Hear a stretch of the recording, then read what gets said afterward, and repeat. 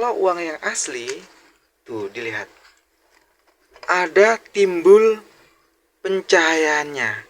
Tuh, timbul yang buatan dari peruri. Nah, yang asli nih.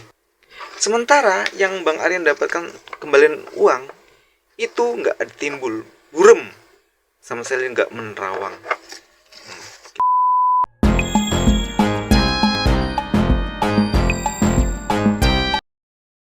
Assalamualaikum warahmatullahi wabarakatuh. Sahabat-sahabat Bang Aryon dimana saja berada, Bang Aryon doakan kita semua dalam keadaan sehat, baik sehat jasmani maupun sehat rohani. Di sini Bang Aryon sedikit mau curhat nih kepada sahabat-sahabat Bang Aryon dimana saja berada. Beberapa waktu yang lalu Bang Aryon belanja di sebuah kedai lah ya, di sebuah kedai. Nah, Bang Aryan juga mendapatkan kembalian uang, sejumlah uang lah. Di situ kan Bang Aryan tidak langsung diraba, diterawang, enggak. Nah, kembalian itu langsung Bang Aryan simpen di saku celana. Ternyata ketika Bang Aryan mau belanjakan lagi hasil kembalian uang itu, nah, uang yang Bang Aryan sodorkan itu kepada penjual tidak mau menerima dengan alasan, ada nggak uang yang lain Bang, katanya. Ada, kebetulan Bang Aryan bawa uang yang lain. Dia nggak mau uang yang Bang Aryan sodorkan itu, ini uang palsu Bang, katanya gitu. Jadi Bang Aryan terkejut juga, kok bisa, ini kan uang dari orang juga, kataku. Enggak, yang jelas ada nggak uang yang lain gitu. Ya ada, kebetulan Bang Aryan bawa uang kan. Nah, lalu Bang Aryan ganti uangnya baru mau. Nah, jadi terjadilah proses jual dan beli gitu kan. Nah, singkat cerita, di dalam menuju pulang Bang Aryan berpikir, aduh, saya dapat uang palsu ini. Sekilas uang ini sama, nggak ada bedanya, ya, nggak ada bedanya.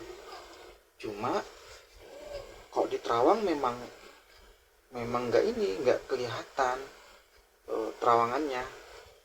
Jadi ini perlu kita sebagai masyarakat hati-hati. Jadi sambil berpikir, terus Bang Aryan ambil uang yang lain, memang sangat jauh ya bentuk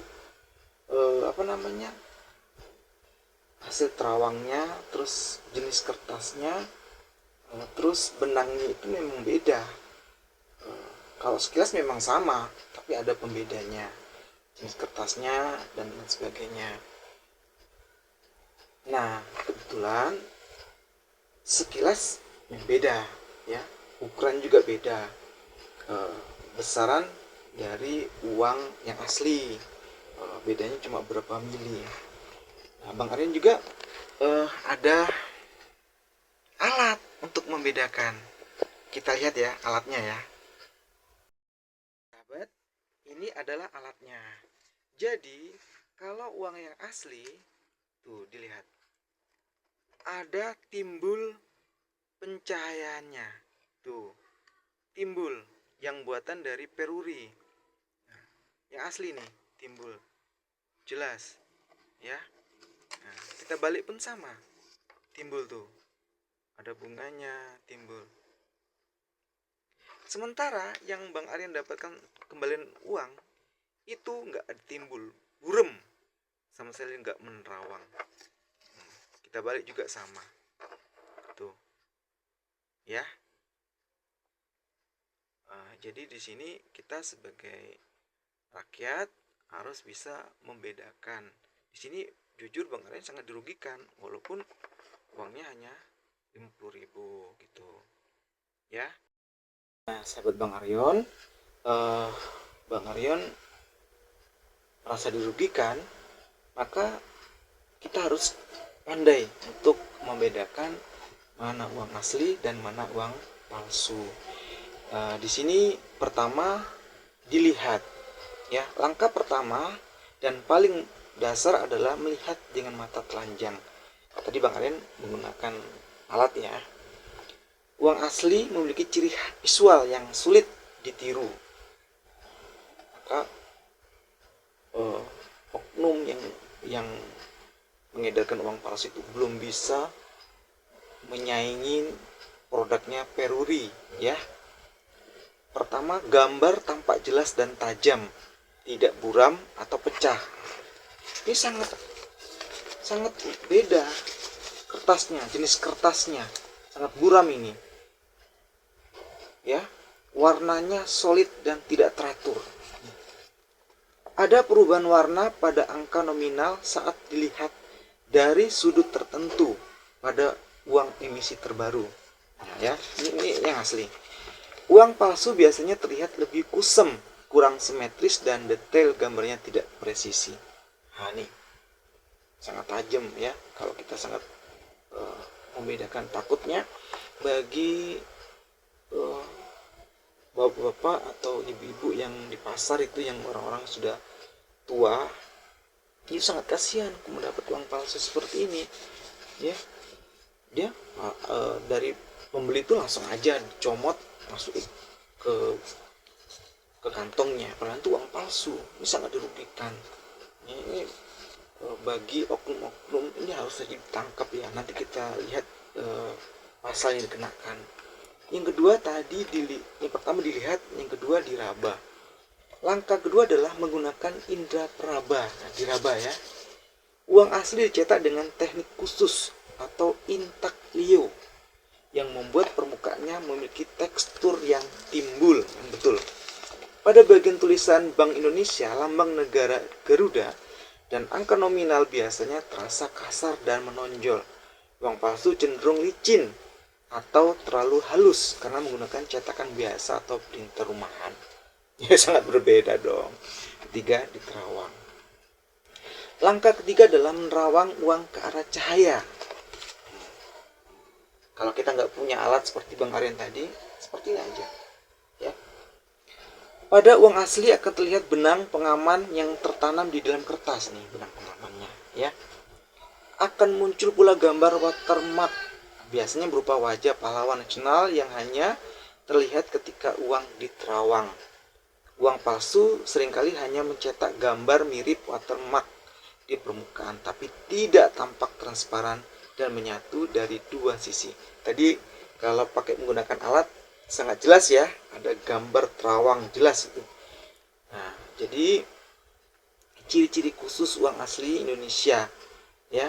Uang rupiah saat ini memiliki fitur keamanan yang makin canggih. Jadi pemerintah melalui perurinya yang diperuntukkan untuk pembuatan uang itu berinovasi terus ya. Tinta berupa warna atau color shifting ink. Nominal uang akan berubah warna jika dilihat dari sudut berbeda. Gambar tersembunyi. Ada angka nominal yang muncul saat uang dimiringkan ya. Kode untuk tunanetra. Ini bagi orang-orang yang buta, meletis ya, pokoknya masuk ke tunanetra. Garis timbul tepi uang untuk membantu penyandang disabilitas mengenali nominal, mana uang 10.000, mana uang ya 50.000, dia tahu itu.